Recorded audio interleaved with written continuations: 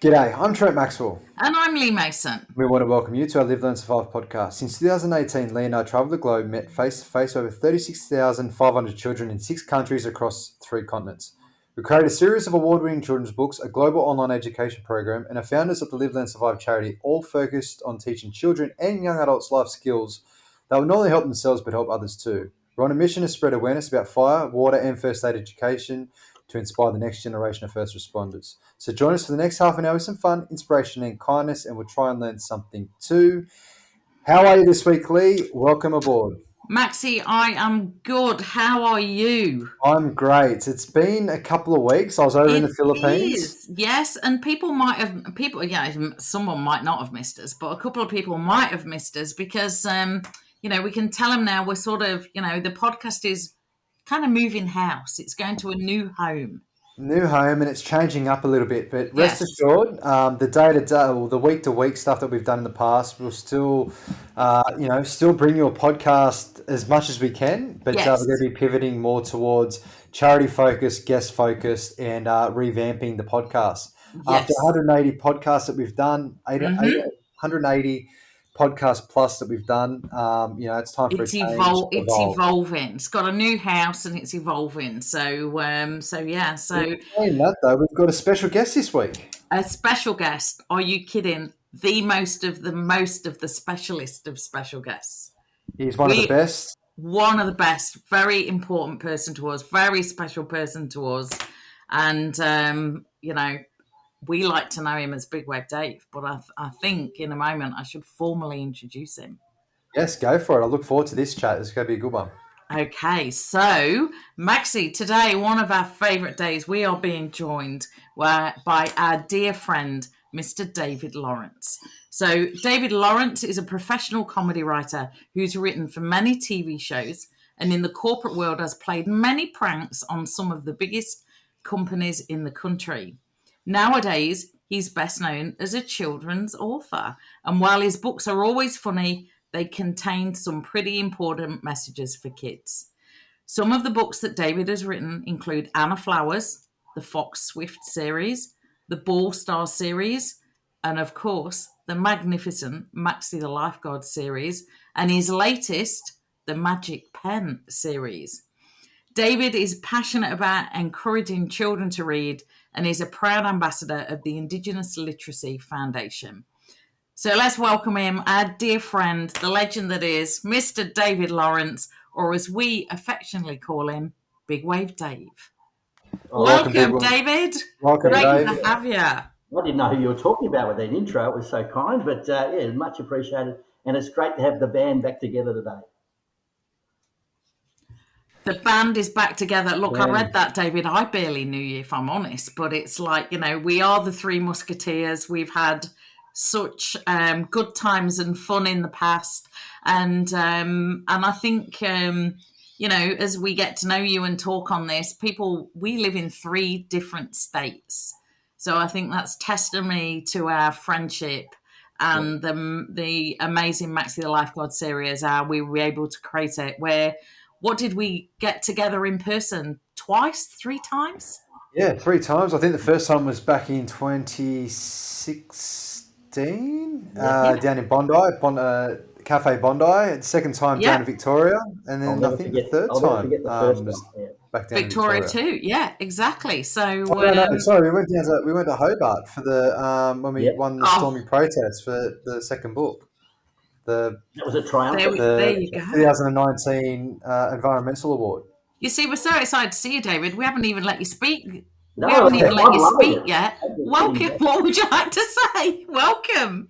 Well, look, what we created with that series. It's good to have you, Big Wave Dave. It's so special, and we'll talk about it more, but, Yeah, so you want to roll into the first question, Lee? Yeah, I'll roll into the first question. So we are, we've got a little bit of a delay with the Wi-Fi. So I'm going to ask the first question, and then we'll give David the space and let him answer it, and I won't talk across you, David. So tell us first, how long have you been a writer? Well, I started writing at school, really. Like I used to whenever the teacher would, for spelling, we'd get given 5 words that we had to learn to spell, and we'd have to put them into a sentence. And I used to try and make my sentences as funny as I could, just in the hope that the teacher would ask me to read mine out and try and get a laugh from my, classmates. So I actually loved funny writing way back then.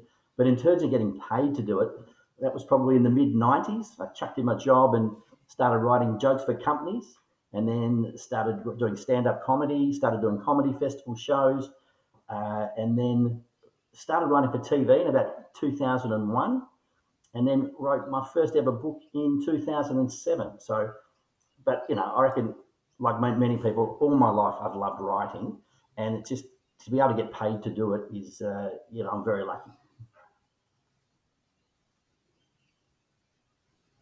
Were you the guy at school that made the class laugh? A little bit. I mean, there was a fair bit of competition, but I found I could do it with writing, and you couldn't get in trouble for that. If you were asked to read something out and you read it out as funny, it's the teacher's fault. So I sort of learned early that was a good way to get around getting in trouble, writing through comedy. So yeah, that's what I've always loved doing that. Even when I worked in real serious jobs, I'd love sending emails to my co-workers and just stupid emails trying to make people laugh. Always throughout my career I've done that. So yeah.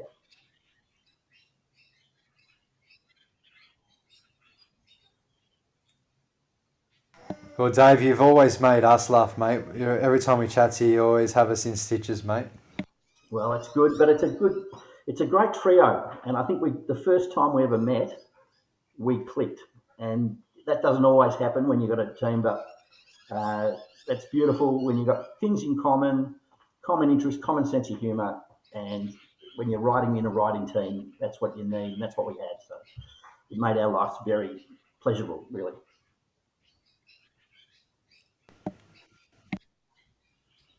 Absolutely. Great answer, mate.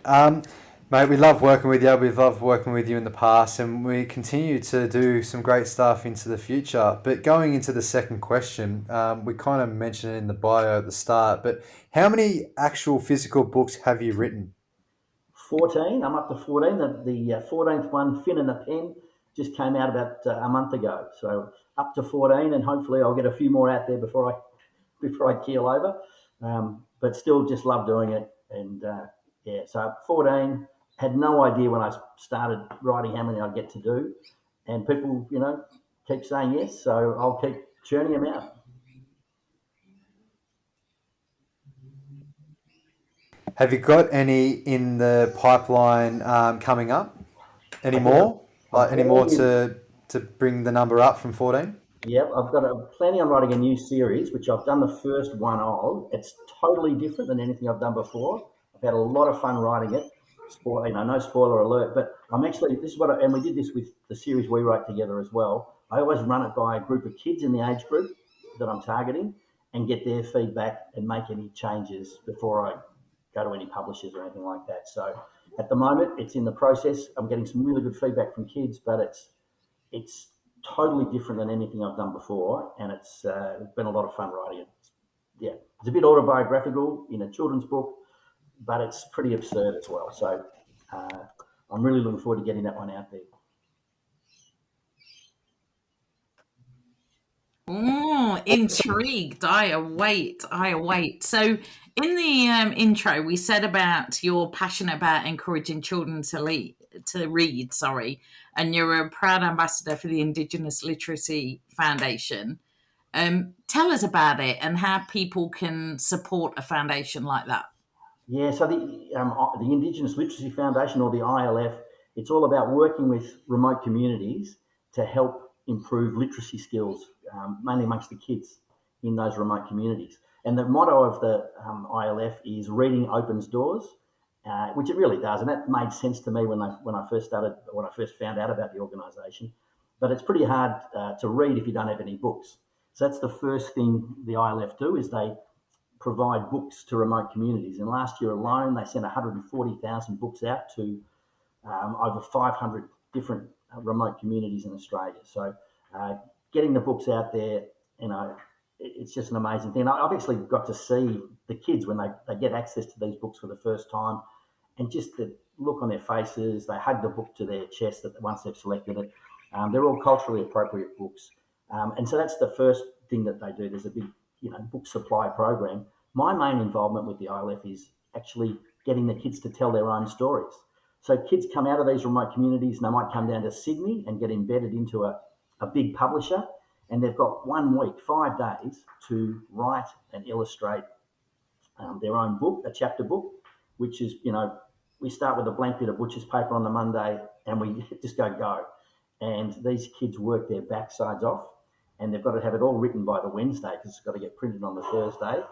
And then on the Friday, the book arrives back from the printer, and the look on these kids' faces when they're holding up a book that they've created and their drawings and their stories with their name in the book. A lot of their local dialect, local words are in the book as well, and which is really important back in the local community to encourage other kids to read. But the look on these kids' faces when they realise what they can achieve in 5 days it's the most beautiful program I've ever been involved with, which is, very special. And in terms of what people can do to help, there's a website which is www.ilf.org.au,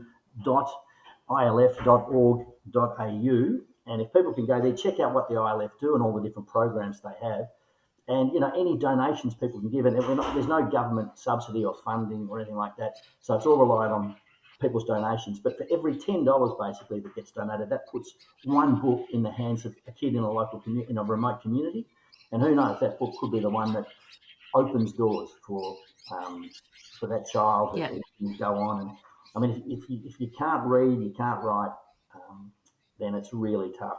And a lot of these kids in remote communities, people don't understand, English might be their third or even fourth language. They're clever kids, but if you have to learn in English, it makes it pretty tough. So there's a lot of barriers, but it's just incredible to see the impact that the programs have. And I've been involved in these mentoring programs since 2017, and I've got to catch up with a lot of the kids 7 or 8 years on to see what they're doing today, and it's really special to see the difference it has made in a lot of cases.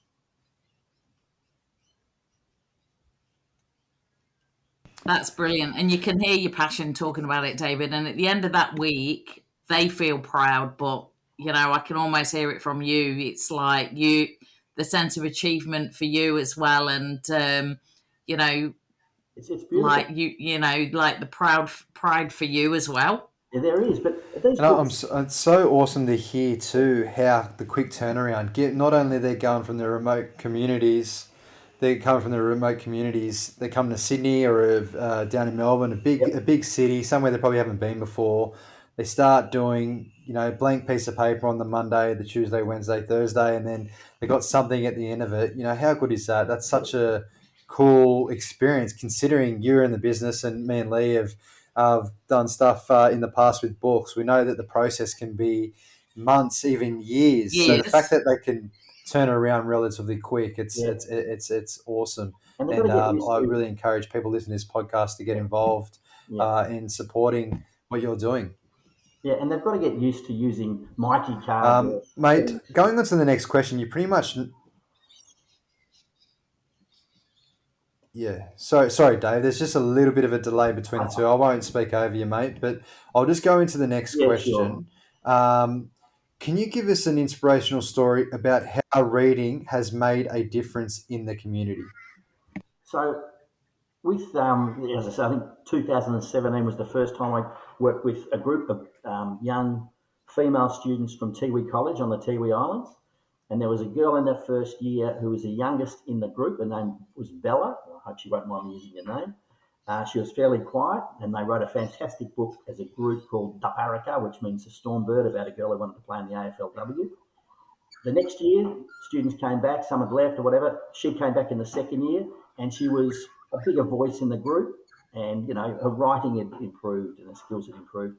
She came back in the third year, and she was a leader in that group, and she really helped other kids. She actually even helped control the room at times. She was such a wonderful leader. She now works for the ILF, so she's now got a job with the ILF on the Tiwi Island, so she doesn't have to leave her island. But she comes on these programs when the Tiwi kids are involved.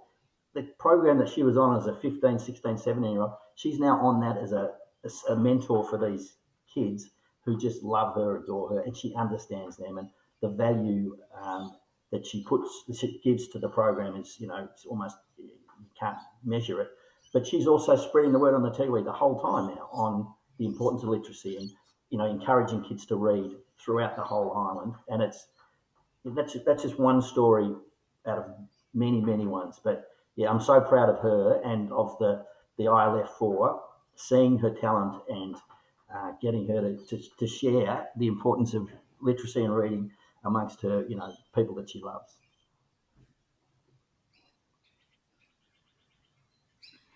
Isn't That's that awesome. incredible? That is just that, she's not, like experienced it, but then now's leading it.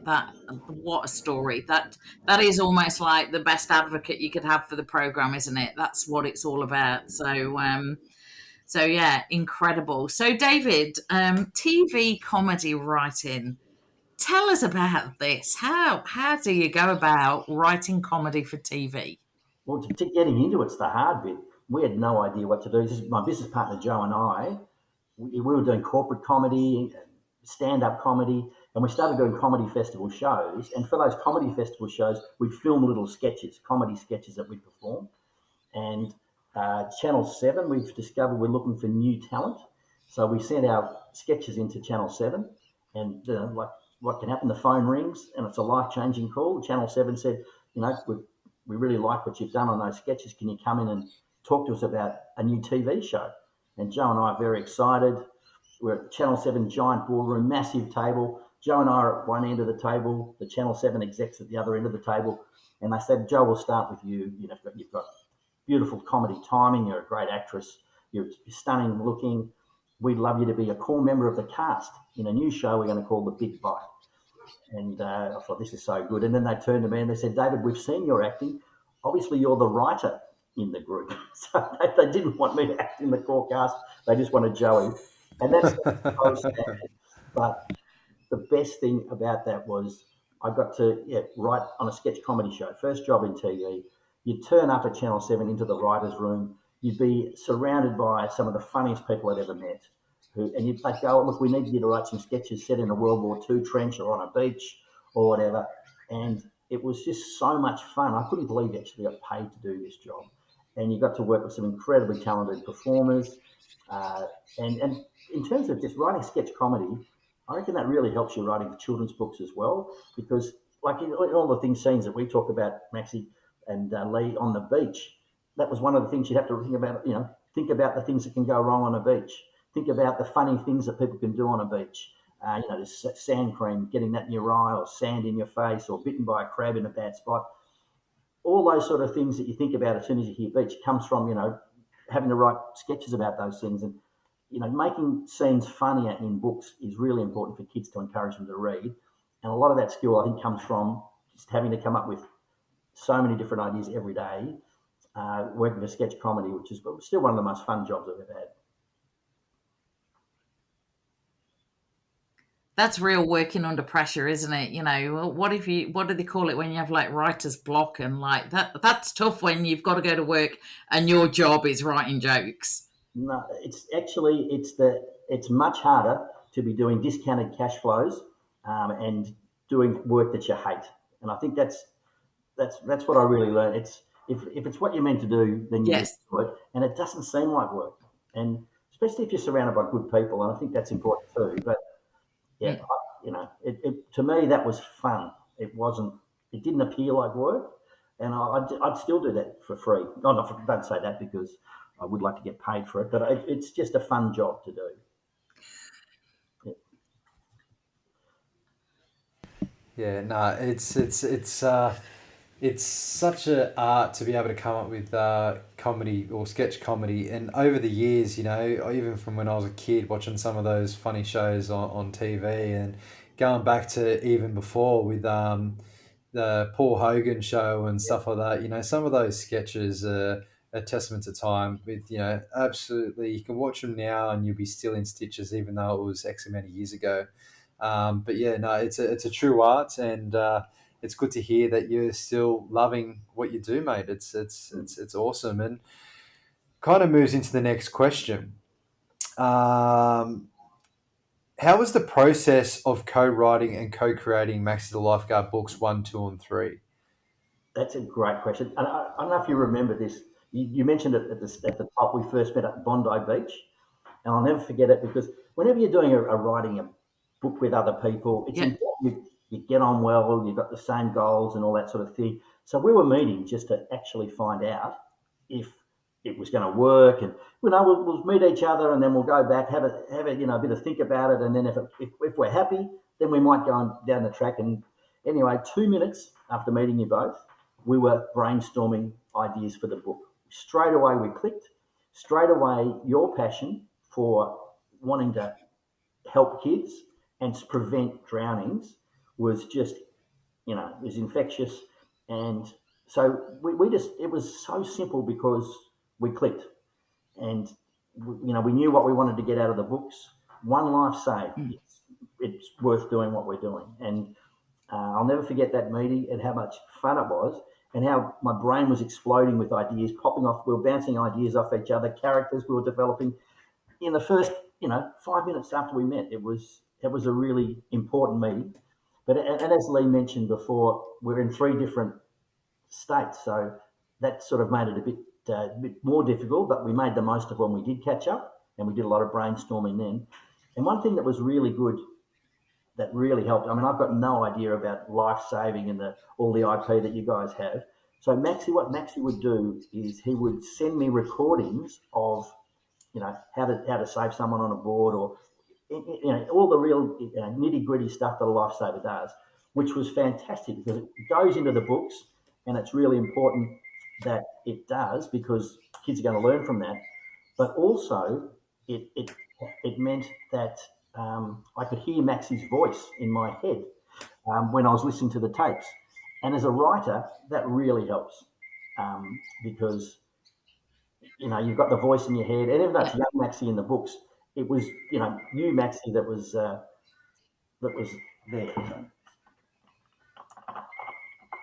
Sorry about this.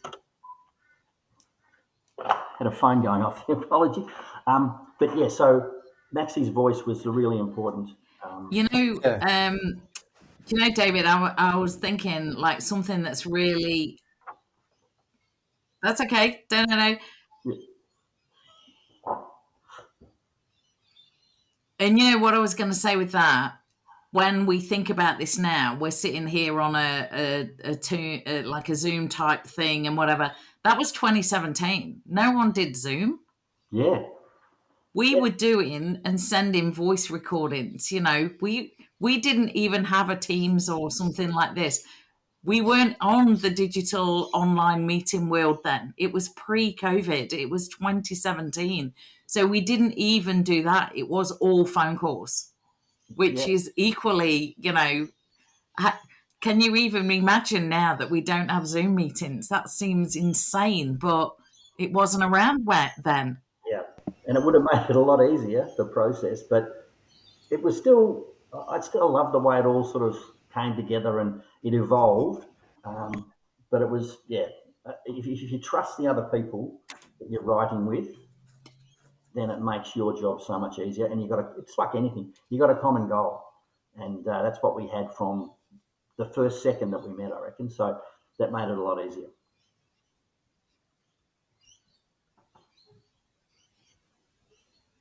And then fast forward, where we are today. Single-handedly, those books have helped fund our trips over in the UK by giving kids, disadvantaged kids, the access to these books, these life-saving books, to be able to help them, educate them, inspire them. Kids that aspire to become lifeguards. The fact that we've just redid the second edition of book one, the second edition of book two, in the process of doing three. These books are timeless, and the exciting thing is our goal of getting these books in every school library and every school around Australia, and we're in the process of getting that done. So, thanks, Dave, for those meetings back in 2017, 2016, and helping us get it over the line, because it's been an amazing achievement. Yeah, well, I played a very small part. What was infectious from the moment I met both of you was your passion, and that is your passion. You want this in every school. You want every kid to be across. You want kids to be teaching their parents about safety and speaking out, and it will over time. It will definitely have an impact, and you can be so proud of that. And that's why I'm really proud of the series. They're great stories, and it's autobiographical in part, but it's also entertaining. But underneath all that is there's some genuinely important critical messages that kids can learn, and hopefully they'll be a lot safer for it and for their friends and for their families. So yeah, very proud of it. Yeah. And David, as well, they're finding a whole new audience. And you think when we went back, we're talking, it was 2018 that they were first published. That's now what, 7 years ago. Yeah. These books are starting to be read. Some of those kids were babies that are now just discovering them. Yeah. No, and falling in love with them all over again, because they're just timeless. They are classics. And that's why in libraries they're going to be fantastic as well. Just the next year, kids come along, they get to read it, then the next year, then the next year. The message is never going to change. Rips are rips. Heat stroke's heat stroke. I mean, there's things you can do to prevent all these things from causing tragedy, and the messages in the book are timeless. And I hope more and more kids read these books, and their parents encourage them to read them, and schools encourage them to read them, because really important messages.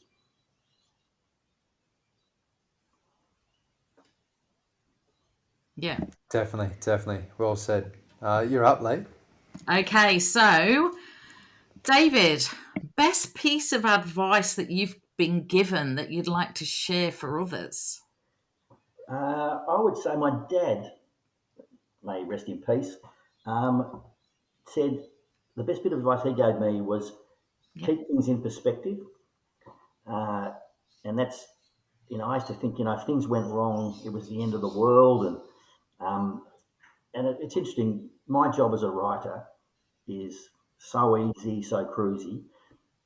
Dad was in the army, so he fought in Vietnam. And if you make mistakes in a war, or if you make mistakes in, as a lifesaver or as a doctor, there are huge consequences. But here I am getting worried about such minor things. It is important to always try and do your best, but things are never as bad, or probably never as good either. But keep things in perspective, and appreciate that you don't have to do sometimes things that far more talented people than you have to do. So I used to get I had a real job many years ago. That was one of someone that organisation I was looking after had lost money, and I couldn't work out where the money had gone, and I thought this is the worst thing that could ever happen. And that's I said, hey, the company's insured. You're doing the best you can possibly do to find it, the money, and no one's died. No one has. Keep it in perspective, and don't let that stop you from doing a good job, or So that meant a lot to me when Dad gave me that advice. I think it was probably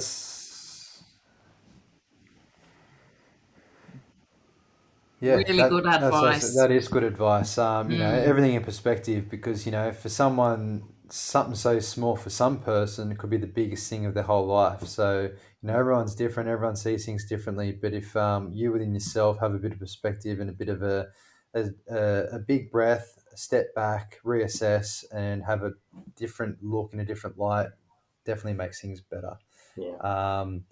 And like I was just going to say, Dave, moving on to the next thing, from one side of the coin to the other, what has been the most stressful part of the journey so far? I reckon COVID for me was really quite a stressful time when the news first came along.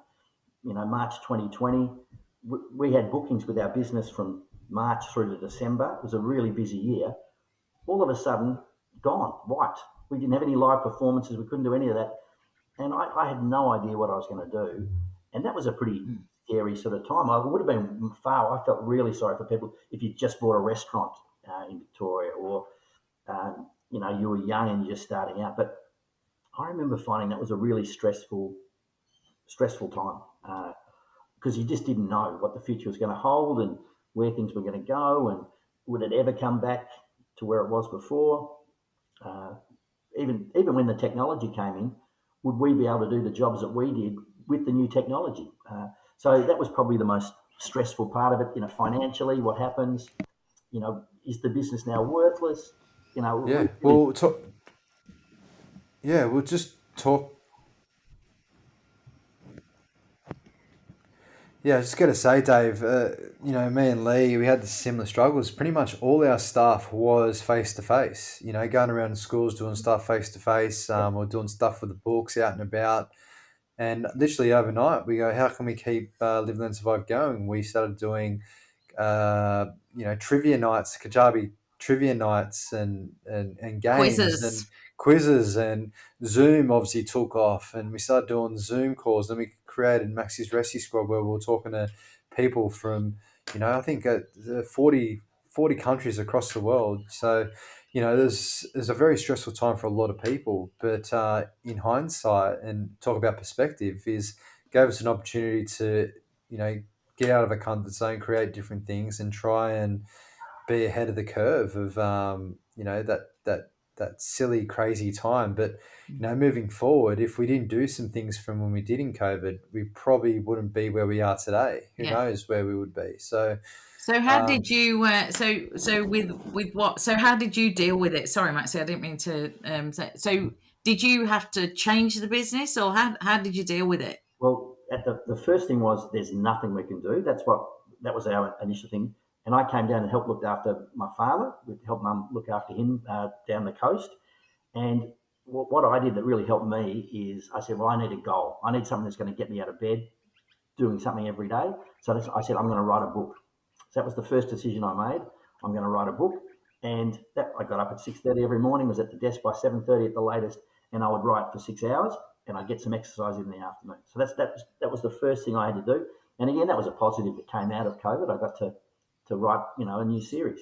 But in terms of the business, same as you, new technology. What can we do? We even changed our website, our comedy website, which Em said we did home delivery with comedy. So instead of we take it to your company or your business rather than which we did through Zoom. So we started doing corporate hoaxes where we pretend we're experts in meetings for clients for their annual events, all online, and that was the most bizarre thing too for us because you don't know if the audience is enjoying what you're doing at all because they've got their screens turned off, they've got the volume down. Are they laughing? Are they switched off? You didn't find out till the end. So that was a real. we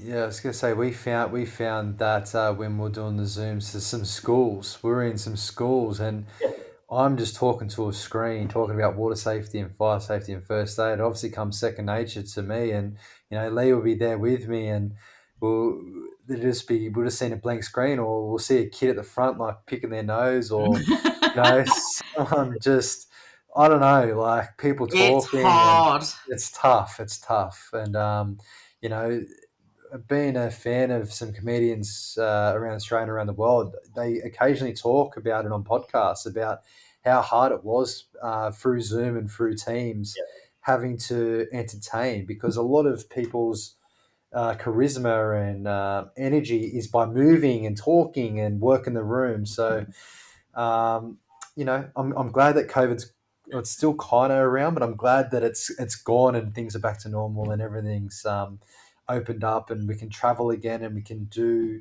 and yeah. There's nothing like maybe David writing your best joke and thinking no one is laughing on the other end of it. Oh my life, that would be hard to know if you are you winning the crowd over or aren't you? Like I've sat on there and like watched Maxi literally put his heart into it, and you're looking at the screen and you're thinking, I'm hoping these kids are happy, so to deliver comedy as well, yeah, that's tough. yeah. Especially when you feed off other people's laughs and you react to crowd. But it's a great lesson though. You can't panic in that situation. You've just got to keep going. And I always used to and we'd always discuss it before we went on. You can't hear anything, but let's just assume it's going well. And then when you're doing stand-up comedy, going way back, if people didn't laugh, you can't let that interfere with you. I always think it's their fault that they didn't get the joke. I know it was very funny, and you'd keep going, and you can't lose it. And I think that's whenever you're public speaking, it's the same. The audience isn't always going to crack up. I actually addressed some kids the other day at a college, and my opening line got nothing, and that was their fault. It was solid. I can't remember what it was, but it was a very funny line, and it doesn't worry me as much anymore. Like it used to in the old days. I'd be like, It's their fault. It's their fault for not getting it. so yeah, that was a good. I think we all probably learned a bit about that in COVID. So yeah, but I'm glad we're back doing things live again now, which is good.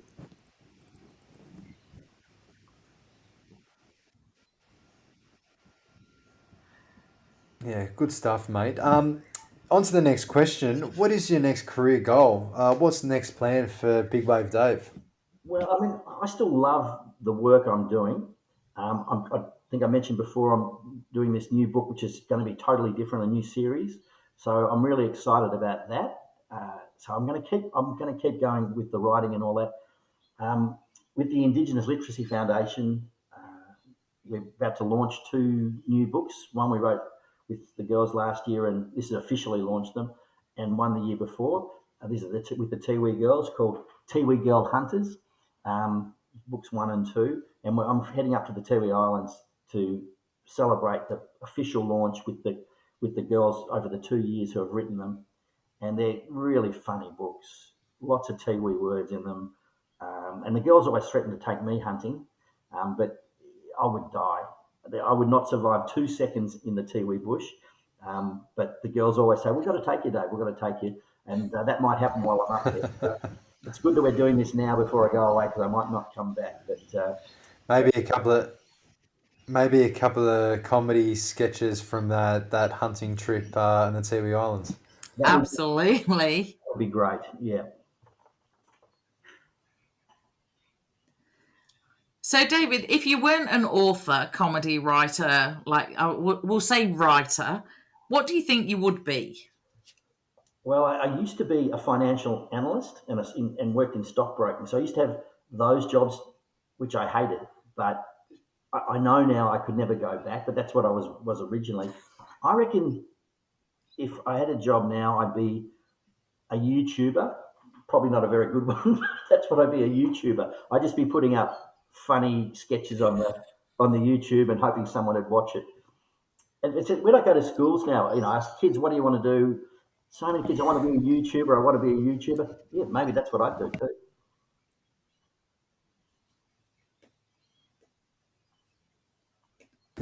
Yeah, well, hey, you know what, Dave? It's never too late, mate. I reckon you should have a crack with some of those sketches. Maxi, I reckon you're onto something there. Dave, you've still got time. I'm thinking there is, have you seen some of the stuff on YouTube? You'd be hilarious. Well, we could do a couple of what not to do on the beach. It's next. Yeah, I'm gonna be working that name. so that'd be good. I was just going to say, mate, so just before we get to the pointy end of finishing the podcast, mate, it's been a great chat so far. A couple more questions to go. Have you got an inspirational quote to share? There's one. It's probably not the strange source, but Conan O'Brien. I don't know. He's a late night host on American TV, and he said something that really stuck with me at the time, and it was, "Work hard, Yeah. be kind, and amazing things will happen." And I talk to a lot of kids about that as well. Like, if you're at school or you're at university or whatever, don't be mean to people if you don't have to be. Like, there's no point being mean, because you never know when you're going to bump into these people again. You never know, you might have to work with them, you might have to have a relationship with them. But so don't be kind whenever you can, and be thoughtful about other people. You will get that back in spades. And the other thing I'd say about that is work hard. And I think about Maxi, for example, with becoming a firefighter. You can't just rock up on the day and, "Oh, I want to be a firefighter." You've got to work your backside off. You think the business that you guys have grown, that hasn't come because it just fell into your lap. Hard work gets you you need talent, you need a bit of that, but if you've got talent and you're not prepared to work it, you're not going to make it. And I get to work, and I've written books with elite athletes. They are not just incredibly, talented at the sport. They also work so hard to make it happen. So that's why I really love that quote. You know, be Yeah. kind, work hard, and amazing things will happen. And I say that to a lot of people because it really is true in my experience in life. Yeah, that's a great quote, and I can see Lee writing that one down because we always look for motivational Monday quotes to put on social media. But yeah, it doesn't hurt to be kind.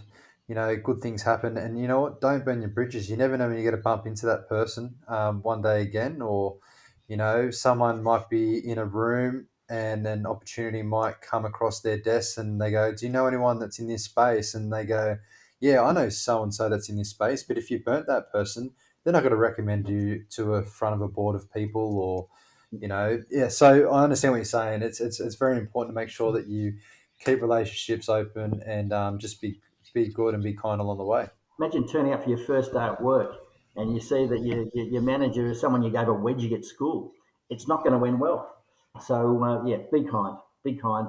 Uh, it, it, it goes a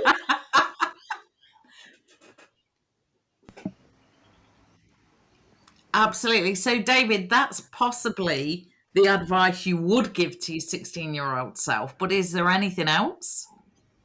I would say to my 16-year-old self, do pursue a career that you want to pursue, not a career that other people want you to pursue.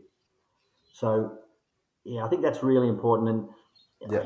I didn't really know what I wanted to do, so I went along and did what other people thought I should do. And I got good marks at school, and you should be doing these sort of jobs. And that's what I would say to kids: if you're not passionate about something, it's going to be really hard for you to be successful in it. So find out what makes you tick, find out what's important to you, and if you can pursue a career in that area, then you've got a really good chance of success, especially if you work hard and you're kind.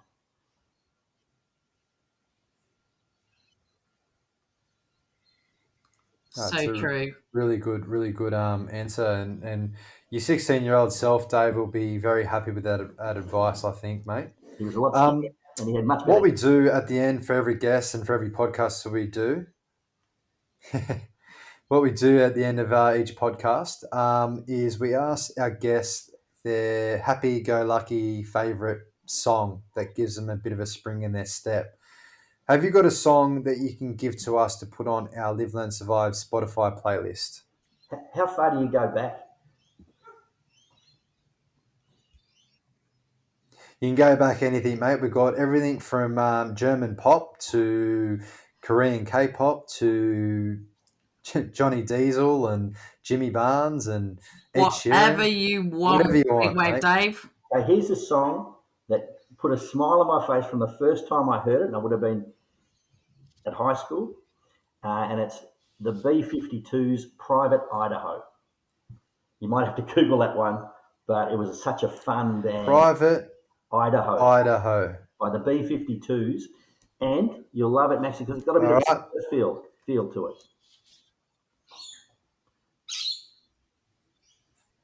There you go. Well, I've got it added to the playlist and it's on there now. So Absolutely. Well, I know the B-52s, but I don't know that one, Big Wave Dave. I'll be getting on the Spotify for that. It would be You'll give it a listen. If it made you that's the perfect song because you just said it. It made me smile from the first time I heard it. That's the song. They're the songs we want in this playlist. Well, it's in there, mate. It's in there. And Hmm. just before we wrap up, it's been an absolute pleasure to speak to you. You've been a part of the Live and Survive family for, 10 plus years. We just want to say thank you for your time. I know it's been in the making the last month between technical difficulties and Wi-Fi and everything in between. You're a busy man. But thank you for coming on. It's been a great chat, and I look forward to hopefully catching up with you very soon. And just before we do wrap up, and Lee's got something to say as well. I have Um, always. just keep up the good work when it comes to the literacy foundation stuff that you do. with the crew up in Tiwi Islands and around the remote areas. It's an awesome thing that you're doing, mate. I know how passionate you are. So if there's any way Live, Learn, Survive, or with our books, we can help you in any way, please reach out and let us know. Absolutely. And another thing I wanted to add, David, was our special the Maxi the Lifeguard books are, and how you helped us bring that story to life, and that they've gone to over 30 countries. There's we found out even as recently as last week they've been put on a reading list for English language. We haven't got to the bottom of finding the list yet, because we've been having a trail of schools order the books, and we've been calling people and going, how did you hear about us? And apparently we've been put on some list. So that's the timeless thing. And we had this lovely story. One of these phone calls we made was to a teacher librarian in Perth who had the very original books. Now remember, we're talking about, these were published in 2018, and they did a thing in the school library to ask the kids what books they wanted in the library, and the kids in the library voted for the Maxi the Lifeguard books. And she went online and couldn't believe that they'd been redone as a second edition. So if ever, we've all pushed and pushed and pushed and believed in these books, kids are still telling us 7 years on how much they love them, and how much they love the magic of your words that were put to paper. So, your creative writing and the messages and Maxi's backstory, these books are now going to be around for many, many years to come. And they're just constantly finding new kids. So, when we hear stories like that, it's lovely that we can share that with you on a podcast, because I try and remember to tell you things when they happen, but sometimes there's just too much. I can't remember to tell you everything. So I just suddenly thought of that story, and I thought that's a lovely story to end the podcast and say thank you, because they're still surprising us, these little books, and we're glad that kids love them. Oh, that's beautiful to hear that. And and I'll just finish my spiel here by saying that you two are amazing what you're doing. I admire you so much for what you're doing and the impact that that's going to have.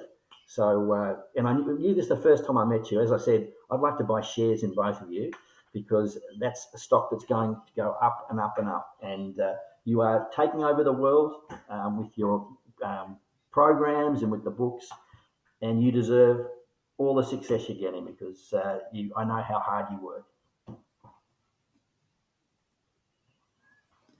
Very Bless kind of you, you, Big mate. Wave Dave. Well, I will raise a glass to the next time we all get together around a table, because that's always fun. And let's hope that it's not too too far away, Yes. because it's been a good fair few years since we all met up. So hopefully it won't be too long. So thank you so much, David. We know you've got to get off to an appointment. And I'll hand it over to Maxi to finish off. Yeah. But yeah, you're an absolute legend in our eyes, and we'd buy shares in you, absolutely. Thank you so I much, just got to guys. say, mate, yeah, thanks again. And, we loved having a chat, and we look forward to hopefully catching up with you very soon. So take care, mate. We'll be in touch, and keep up the good work. Thanks very much for having me, guys. Really Have a great appreciate week, everyone. Bye. it. Bye. See everyone.